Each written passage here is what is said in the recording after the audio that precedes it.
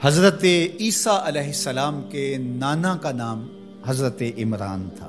حضرت عمران کے ہاں اولاد نہیں تھی۔ ان کی زوجہ حضرت حنا سلام اللہ علیہ، پیغمبروں کا خاندان ہے، پیغمبروں کی صحبت ہے، تو وہ بھی صبر شکر کر کے اللہ کی رضا پہ راضی تھی۔ گھر کے صحن کے اندر دوپہر کے وقت چارپائی بچھائے ایک درخت کے نیچے قیلولہ کرنے لگی تو ایک منظر دیکھا کہ درخت پر ایک چڑیا نے گھونسلہ ڈالا ہوا تھا اور اس نے بچے دیے ہوئے تھے۔ وہ کہیں سے اڑ کے جا کے دانا اٹھا کے لاتی اور بچہ چونچ کھولتا اور ماں اس کی چونچ میں دانا ڈال دی۔ چڑیا کے بچے کے ساتھ چڑیا کی محبت کو دیکھا تو حضرت حنا کا دل چوٹ کھا گیا اور بارگاہ عزدی میں عرض کی، مالک تو نے جانوروں کو بھی بچے دیے ہیں اور وہ ان سے پیار کر رہے ہیں، تیرے دربار میں کیا کمی ہے اگر تو مجھے اولاد عطا کر دے۔ دل چوٹ کھا گیا، دل کی اتھاہ گہرائیوں سے دعا نکلی، عرش تک جا پہنچی۔ اللہ نے حضرت حنا کو کرم نوازیوں سے مالا مال کر دیا۔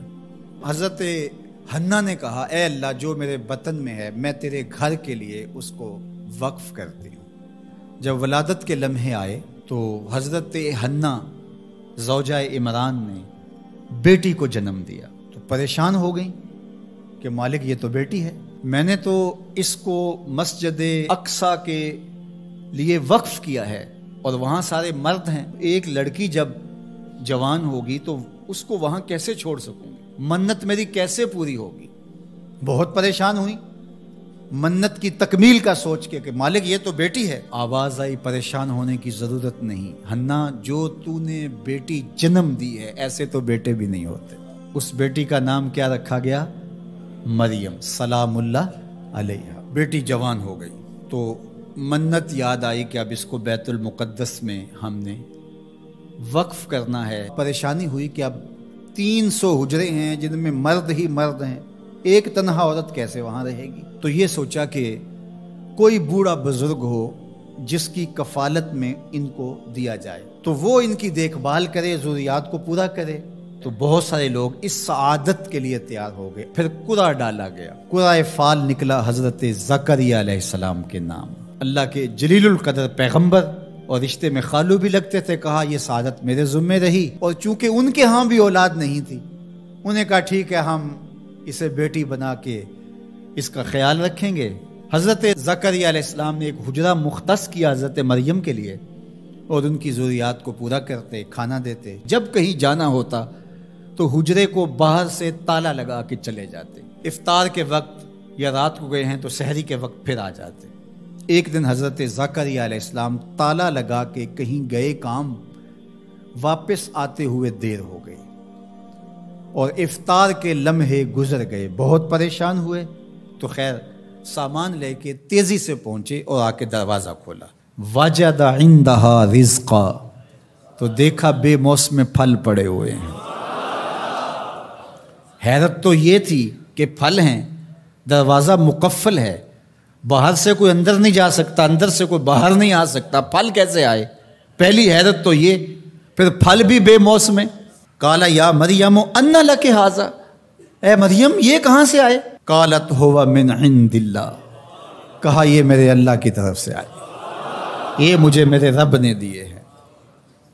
ان اللہ یرزق من یشاء بغیر حساب، وہ جس کو چاہتا ہے بغیر حساب کے عطا کرتا ہے، اس کے لیے کوئی مشکل نہیں ہے۔ جو ماں کے پیٹ میں بچے کو رزق دیتا ہے، انڈے میں چوزے کو رزق دیتا ہے، وہ حجرہ مریم میں مریم کو رزق نہیں دے سکتا؟ اب حضرت زکریا علیہ السلام کا ذکر آپ نے سنا کہ ان کے ہاں اولاد نہیں تھی، اور عمر کتنی ہو گئی تھی؟ 120 سال، اور آپ کی زوجہ کی عمر 100 سال ہوگی، تو اب تو امید بھی ختم ہو گئی اولاد کی۔ لیکن جب بے موسم پھل دیکھے نا تو اندر چھپی ہوئی امید کی موہوم سی جو چنگاری تھی وہ بھڑک اٹھی، اور حضرت زکریا نے ہاتھ پھیلا لیے، ہنالک دعا زکریا رب، مالک جب تو مریم کو بے موسم پھل دے سکتا ہے، میرے شجر عمر پر اولاد کے آنے کا موسم بیت گیا ہے، لیکن مالک کیا تو مجھے بے موسمی اولاد نہیں دے سکتا؟ حضرت زکریا وہیں کھڑے ہو کے دعا مانگنے لگے۔ معلوم ہوا جہاں رحمتیں اترتی دکھائی دیں وہاں دعا مانگی جاتی۔ ہم جب اللہ والوں کی قربت میں جا کے اللہ سے دعا مانگتے ہیں تو کچھ لوگ معترض ہوتے ہیں کہ اللہ تو ہر جگہ موجود ہے، یہاں کیوں مانگ رہے ہو؟ مسجد اقصی پاس ہے لیکن حجرہ مریم میں اللہ کا پیغمبر دعا مانگ رہا ہے، وہاں رحمت آنکھوں سے اترتے ہوئے دیکھی۔ ان رحمت اللہ قریب من المحسنین، اللہ قرآن میں فرماتا ہے میری رحمت محسنین نیکوکاروں کے نیڑے ہوتی ہے، اس لیے ہم اللہ والوں کے قریب جا کے اللہ سے مانگتے ہیں، مالک تیری رحمتیں یہاں برس رہی۔ ہنالک دعا زکریا ربہ، وہیں کھڑے ہو کے دعا مانگنا شروع کر دی، اللہ مجھے ستھری اولاد عطا کر دے۔ پھر کیا ہوا کہ کہا گیا یہاں دعا کیوں مانگ رہے ہو، میرے گھر میں آؤ۔ کہا گیا نبی ہو کے ولیہ کے حجرے میں دعا مانگ رہے ہو، تمہیں کچھ نہیں دیا جائے گا؟ نہیں، سنو قرآن سنو۔ فنادتہ الملائکہ، فرشتے آ کے پکار کرنے لگے۔ کب؟ وَهُوَ قَائِمٌ يُصَلِّي فِي الْمِحْرَابِ، وہ حجرے میں کھڑے ابھی دعائیں مانگ ہی رہے تھے، فرشتوں نے آ کے ندا دی کیا؟ ان اللہ یبشرک بیحییٰ، اے زکریا تمہیں مبارک ہو، ہم تمہیں یحییٰ عطا فرمائیں گے۔ اولاد مانگی ہے تو یحییٰ ملے گا، لیکن اکیلی اولاد نہیں مانگی، ذریۃً طیبہ، ستھری اولاد مانگی ہے، پاک اولاد مانگی ہے۔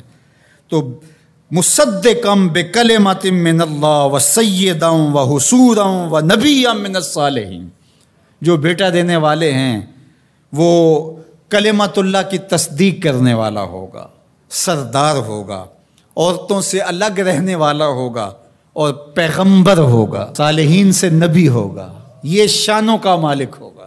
فوراً دعا قبول ہو گئی۔ یہ ہے کرامت سیدہ مریم کے حجرے میں بے موسم پھلوں کا ملنا اور وہاں دعاؤں کا قبول ہونا۔